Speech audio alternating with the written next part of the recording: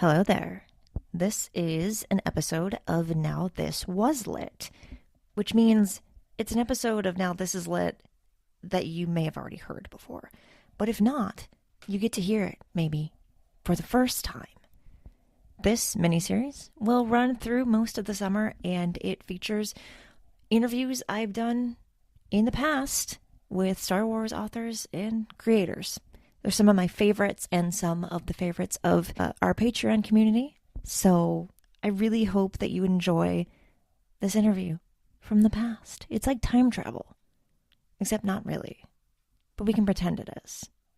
Enjoy. This episode of Now This Is Lit is brought to you by Audible. Check the link in the description to get your first Star Wars audiobook free. Everyone loves free things. Click that link. Do it. This show is also brought to you by our patrons.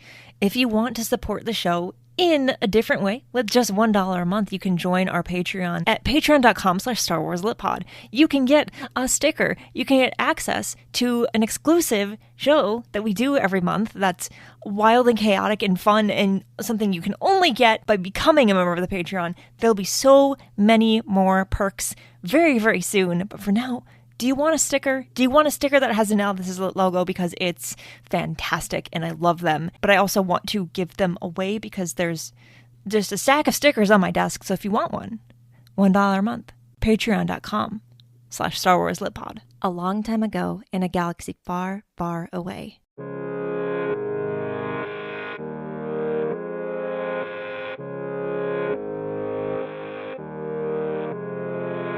You're listening to Season 3 of Now This Is Lit, a podcast about Star Wars books, the people who make them, and the readers who just can't get enough of them.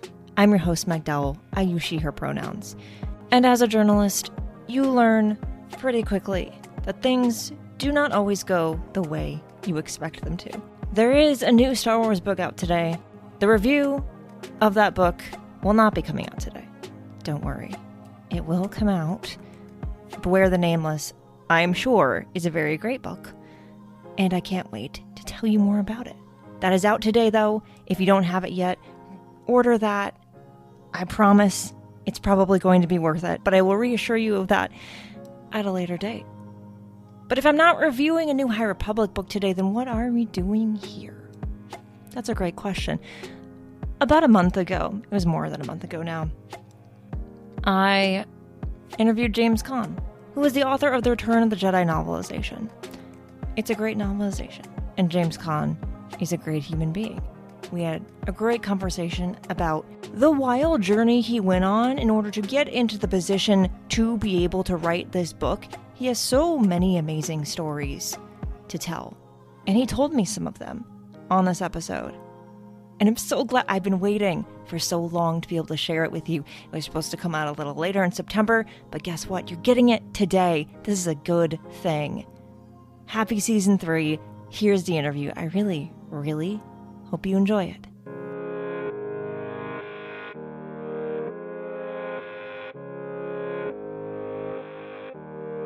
To start, I thought I would show you the version that I have, which is a good one. Yeah. Yeah. Yeah. I still have a few copies of that. It was, I think, 2020 or 2021, I decided, because I'd never read through all of the Star Wars novelizations for the, I'd read some of them, but not all of them. And I was like, I want to read all of them. So I did. And yours was definitely a standout for me. I love Return of the Jedi. And it's a really, really good one. So appreciate why don't it. we start by you tell me, you have a very I think interesting story behind how you got the opportunity to write the Return of the Jedi novelization. So I would love for you to kind of tell me how all of that happened for you. Sure. Well, I like to tell people I got into Hollywood by going to medical school, because that's what I did. I became an emergency room doctor. I moved out to Los Angeles the late 70s, mid-late 70s, to do a residency at LA County Hospital. And then transferred over to UCLA and just worked emergency rooms around Los Angeles for a while. During that time, I'd been a writer for a long time myself. I had already published a couple novels, one called World Enough in Time, published by Del Rey, a science fiction fantasy novel. And I was working on the sequel to that. And I'd published a murder mystery novel as well. And it was easier to write as an emergency medicine doctor because ER docs can kind of schedule their time as they see fit. I could work, 3 or 4 long days in a row and then take a couple of weeks off and write during that period.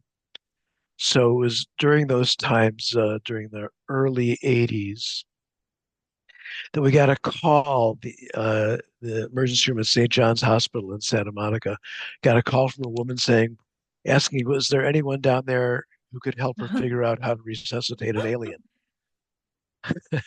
So, so we said, yeah, and invited her. It was Kathleen Kennedy, and she came down to the ER with Melissa Matheson, neither one of whom we knew or had ever heard of, and we gave them a demonstration of what resuscitating an alien might look like, and she liked it, so she invited a bunch of us down to the set of ET the next day.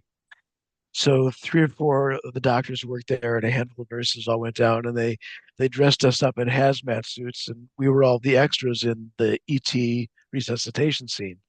And they had us basically that all the medical stuff was just ad lib on our part. They asked us to just carry on shouting out the orders and doing the things we would do if we were actually resuscitating someone. So I got to pump on little ET's chest and if you ever rewatch that movie, you can see me in it for about a nanosecond when the alarms go off because ET's heart has stopped. 5 doctors run into the room, and I'm the last one carrying a clipboard because I'm going to take notes on the resuscitation. Anyway, it was fabulous. It was incredible watching Spielberg direct, and by that time I had published my first novel. So, I steeled my nerve and the next day caught him between takes and said, I'm sure people come up to you like this all the time, but I have this book that I've published, a science fiction novel, and I wonder if someday you'd read it and consider making a movie out of it. And he very graciously took it and said, "Well, I'll put it on my shelf, and when I have some time, I'll get to it." And I felt like we both knew what that meant. He was just being gracious, but I still felt I had at least bragging rights that I had given my book to Steven Spielberg. Um, and that was it. We went back to shooting, and the next day we came back and I shot some scenes. And then a PA ran up to me the next day and said, "Mr. Spielberg wants to see you in his office right now." So I thought, "Oh, did I do something wrong? What's am I getting fired?" But he said, "No, he actually read some of the book the previous night, and he liked it." And I said, "So you want to make a movie out of it?" And he said, "No." But they were behind the 8 ball on writing the novelization for Poltergeist, which is now in post production. And if I thought I could write the novelization Oh. for that in a month, then I had the gig. So I had never written a novelization before. I wasn't even quite sure what a novelization was or how you went about writing it. Plus, I was scheduled to work in the ER for the next month. But I after thinking about it for about 2 seconds, I said, "Yes, I can do it." So I, immediately went home. I didn't do any more filming on that week on the ET scene. I called all my friends and got friends to fill in my shifts in the ER for the next month, and spent the next month in his office on the MGM lot writing Poltergeist.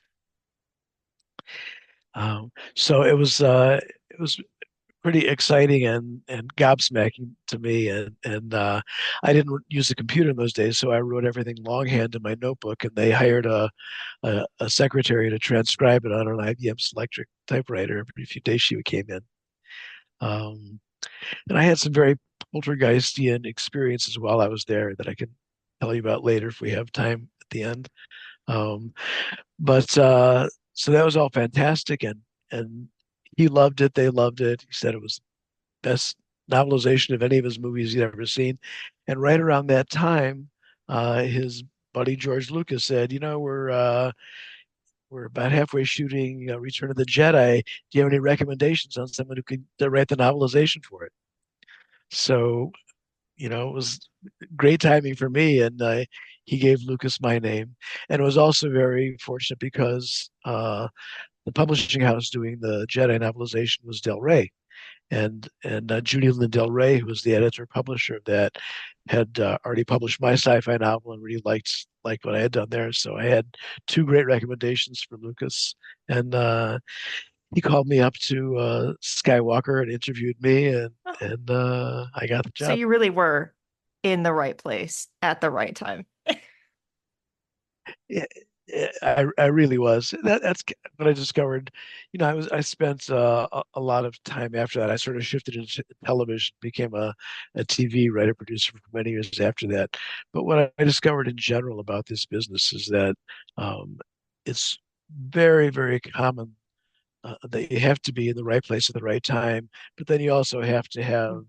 the chops to take advantage of it. I mean, there are a lot of people who are in the right place at the right time, but Yeah, they don't know what to yeah. do with that. Good luck. It really is with publishing and other things, a combination of luck and being where you need to be and kind of just really being willing to jump at any chance you might get to do something.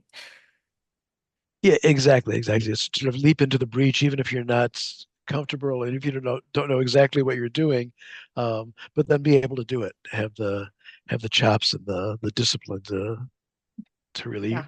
ride I mean, that that's why Bronco. I started this podcast. I didn't know what I was doing. But now I get to talk to No, exactly. fantastic authors like you because that's just what happens sometimes when you don't know how to do a thing and then you say Yeah, yes and do it.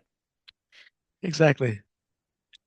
I don't know who to attribute the quote to, but it's like jumping off a cliff and making Exactly. your wings That's as you it. fall.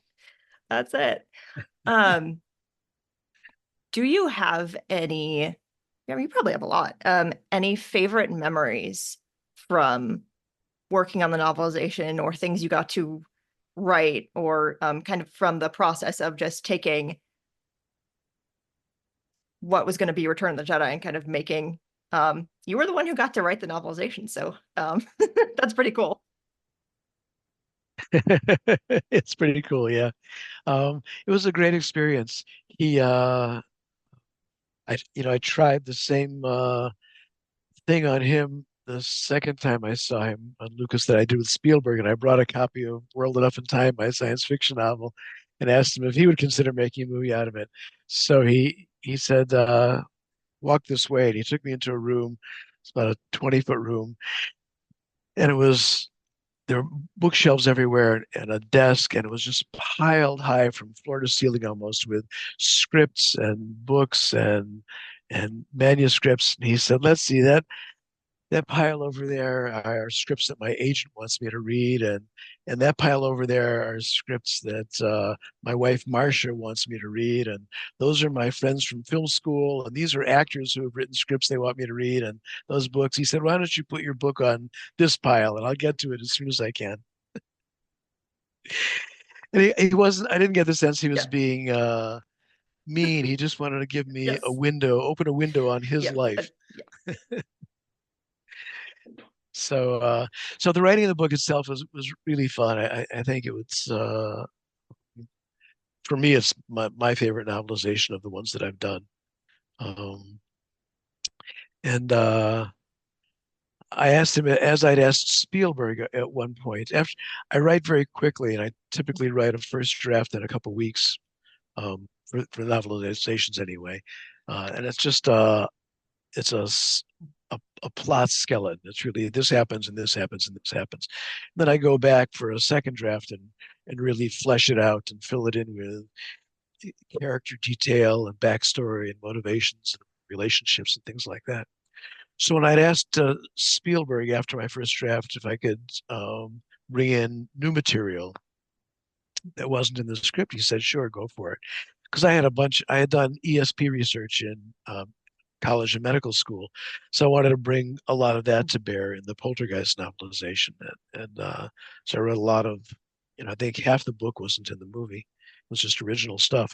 So I asked Lucas the same thing if I could do that. And he said, well, he wasn't as giving about that. He said we could take it on a case by case basis. Um, So one of the things I had done was write a whole, not quite a full chapter, but a big section about Princess Leia that wasn't in the script because I had felt that she had gotten kind of short shrift and wasn't as fully fleshed out as some of the other characters. So I wrote a whole section of backstory on her growing up on Alderaan and what that was about, and that just all got cut.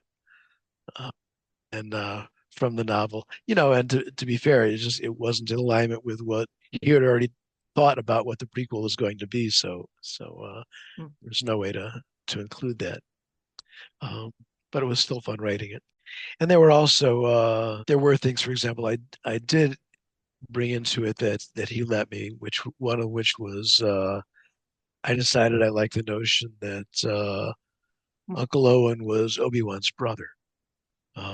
It struck me that they seem to have a kind of acrimonious brother relationship to me from watching Star Wars.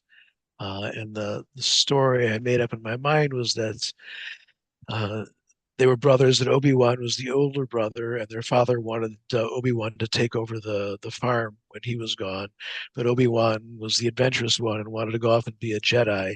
And there was a lot of fighting and acrimony, and finally their father died, and Owen was very angry at Obi-Wan for creating all this conflict. Obi-Wan went off and became a Jedi, and Owen became the farmer. But then when Obi-Wan came back with baby Luke to hide Luke, um, he asked Owen to adopt him, to take him in. And Owen uh, told him, I told you never to come back here, and didn't want anything to do with Luke. But Aunt Beru, who was childless, convinced her husband to take Luke in. And then Obi-Wan stuck around on the planet just to sort of keep a long distance eye on things that were going on here, even though Owen never wanted to see him again. So that was my whole backstory and sort of what I brought. I brought the didn't bring all of that into the novel, but that's what was in my mind when I brought into the novel the extent to which I did. Oh, And Lucas yeah, thought that was I good. He love that liked too. that. Yeah, definitely something I think could not get away with as much now. That there's a lot of stuff going on in in Star Wars, but Uh, yeah, but yeah, yeah. yeah, No, yeah. it's highly controlled But now. I know. it's very cool that you kind of had the freedom to, stay within the lines that you were given, but also kind of like try to push that a little and be like, well, I think, you kind of sensed that relationship in that past and you were able to kind of um, go with that and suggest that like maybe there's more going on here. And I think Yeah, that's really cool. right, right. There were a couple other major twists in the writing of it that I think I don't want to tell you about now because as Eric may have said, I'm just in Mm. the putting the finishing touches on a memoir, writing a memoir, kind of on about all my novelizations, but it's mostly focused on the Return of the Jedi novelization. It includes a large section which is just as a scene by scene exegesis of the novelization and comparing things that were in the script that were not in the novel and some surprises that were never revealed Well, on I can't screen. wait to read that. Um, Making a note to Yeah, definitely try to have you back to talk about that a little bit later. Oh, yeah, that's okay yeah, that you can't tell me that now. We can do that later. yeah, That is very, exactly. very cool. I'm really looking forward to that. Um, so Good. you'd written non-novelizations before you tackled novelizations for the first time. You mentioned that when you did that, you really didn't even know what Right. kind of that Yeah. entailed. Um, what do you think are Yeah. what's some of the um things that you've learned about the difference between writing fiction that's original to you, it's all in your head, compared to doing something like a novelization, which is an adaptation of someone else's story, kind of set in their world and their universe. hmm They're Mm. pretty different experiences, but they're really enjoyable for their own reasons. Um, the The main obvious initial Mm. difference is that the Yeah. story exists already in a novelization. Um, and and that gives me a freedom. So I use the Mm. script as a plot skeleton, basically, and then I elaborate from that. It's a little bit like Robert Frost has a line about writing poetry Mm. without meter is like playing tennis without a net. Um, and having a structure in place is really liberating in some ways, to allow you to write things that you might not otherwise have thought of writing. So it's just a different experience. When you're writing an original novel, you're coming up with a structure from scratch, and it's very fluid. It can go all kinds of different places. But having that structure in place from the get-go is it's kind of a gift. How did it feel to, you'd worked on the Return of the Jedi novelization. Um, how did it feel, having worked on that and knowing kind of how that played out compared to the final film, like watching that for the first time? What was that like? Watching the film for the first time is so exciting. I mean, watching the very first one for the first time was unbelievable. I remember, um, the first midnight showing at the Chinese theater in LA, and we didn't realize how crowded it was Mm. going to be. So there were very few seats left by the time I got into the Oh. theater, and I ended up being in the third row and staring up. And when this, enormous Star Cruiser came out of the top of the screen over my head, it was like an out of body experience. So that started it. Them becoming sort of part of this whole epic mythology was just, I feel so grateful for being allowed to be part of that. And watching the film on the screen was just great. It was sort of a physicalization and a realization of everything that was in my mind before. I hadn't seen any film footage while writing the novelization. They sent me slides and production still photos, so that I knew I could see visually what I was describing, what some of the characters looked like, and what some of the sets looked like. How does it feel to know now, or to see that, you worked on the novelization, you've been a small but significant part of this universe that is now expanded so far beyond probably what anyone thought it ever would in the beginning. How does it feel to? Yes, exactly. Oh I think yeah, about that a including lot, George how Lucas. like, so much of he didn't know what was going to happen. No one did. Um, No, no, no. In fact, my sense of him personally when I first met him was he was he's kind of a sweet, retiring guy who gave me the sense of being a little yeah, bit yeah. overwhelmed by everything he I had set bet. in motion. I can't imagine that. Um, how does it feel to know that you are part of this forever? Star Wars is huge. It continues to grow, and you are a piece of that for forever. Yeah, yeah. No, it's very humbling, and I feel very special about it. I could never have imagined that I would be part of something like this. Even when I was I've written since a very young age, since I was, I don't know, 9 or 10. And for probably 20, 25 years, I just wrote because I loved writing. I never thought of selling anything. No one ever gave me money for it. I would write something because I loved it. And then that was it. Then it would, go in my desk drawer. Um, and the first time it ever occurred to me I could make a living doing this was the end of college, and there was a short story contest. Um, so I wrote a short story, and it took Yeah. third place. So, the prize I got for that was a little piece of paper that said third place in the short story contest. But unbeknownst to me, one of the judges sent it to a friend of his who was an editor at Playboy magazine. And the first I knew about that was I got a check in the mail Oh, for $3,000 from Playboy magazine to publish this short story. I was like, I didn't yeah. even know it had. How did they find out about this story? I found out after the fact. Um, so I thought, well, this is incredible. I can actually, make my living writing, something I'd always wanted to do. So then spent the next years sending out short stories to a million magazines and got nothing but rejections. And realized, well, okay, this isn't something I can do for a living. So I'll go back to my original plan A, and become a doctor.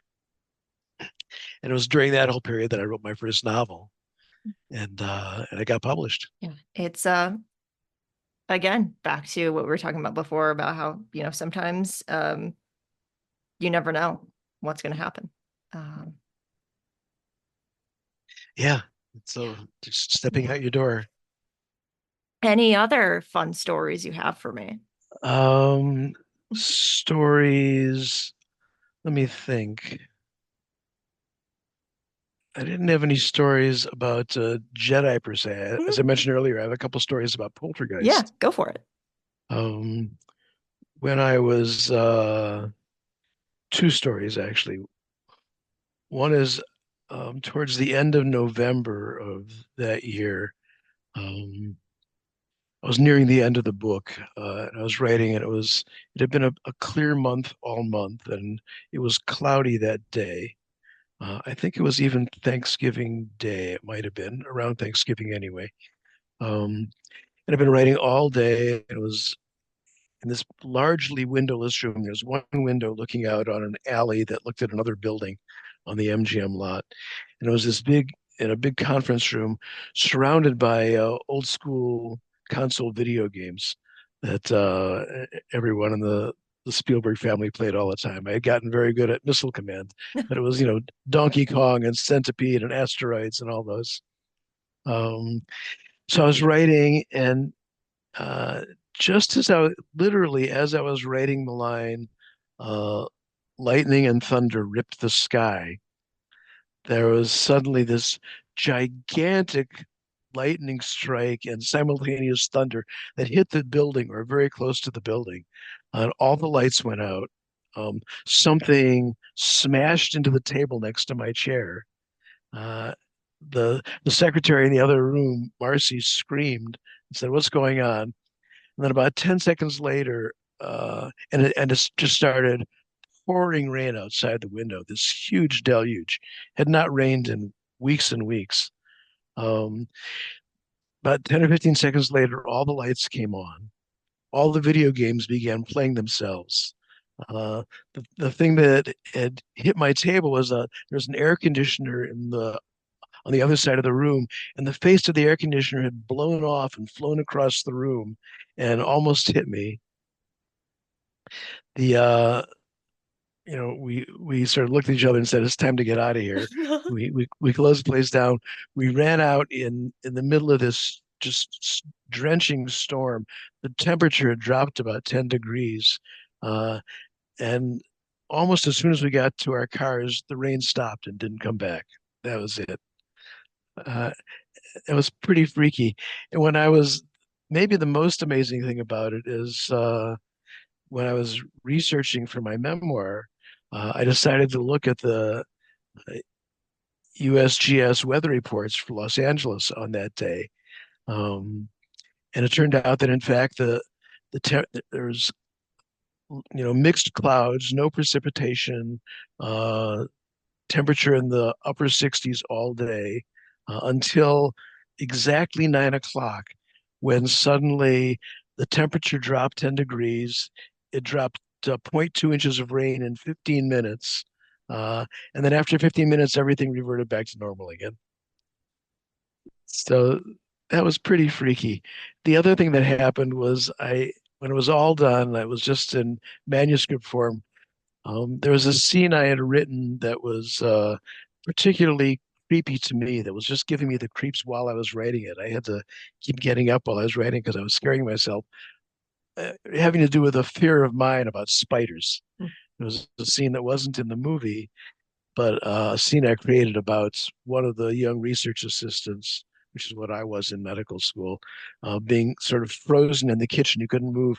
And this army of spiders started slowly walking across the floor towards him and crawling up, inside his pants and in his nose and mouth. And it was just freaking me out. So I brought the manuscript to this friend of mine and asked him just to read that one scene.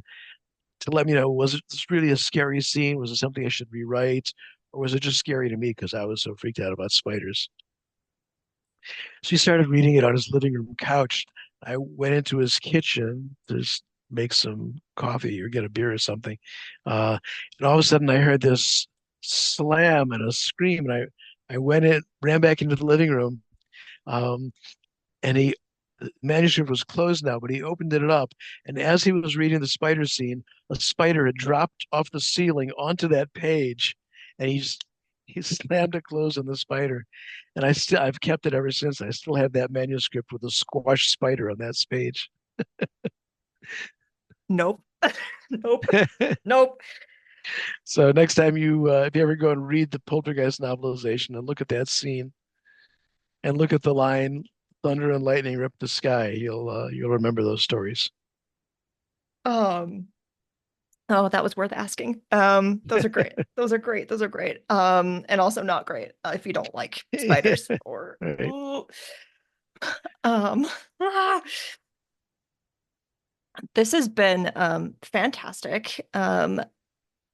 I am so glad that we were able to set this up and that Oh, I had a great time. Thanks for having me. yeah, of course. Just being able to hear kind of from your perspective how all this happened and all of your all that happened to get you to writing one novelization and then another and then Yeah. many things after. So Yeah. After Jedi, I ended up doing Indiana Jones and the Temple of Doom, and then the Goonies, Poltergeist 2. all fantastic. If you're listening and have not read any of that, do that. Do it. Do it. Highly recommend. But yes, this has been absolutely amazing. And I'll have you back to talk Great, about that great. memoir. Okay, good. Yeah, I'm glad I could talk to you. Yes. Thanks for having me.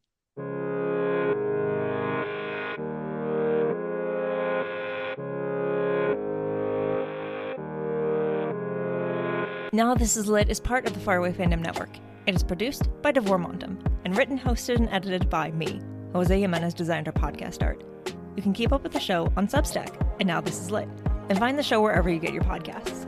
There are so many ways you can support the show, and all of those ways are linked in the show description. The newest way is to become a member of our Patreon. For $1 a month, you can get access to an exclusive show and a sticker. And if we get 500 people to support the Patreon per month, I can hire an editor. That would be great for me, and maybe for you too. So if you'd like to support the show with just $1 a month, you can do it that way. Or you can just keep listening and sharing the episodes. That is also helpful, and I appreciate it. For more book reviews and Star Wars Book Celebration, follow Star Wars Book Reviews on Instagram and TikTok.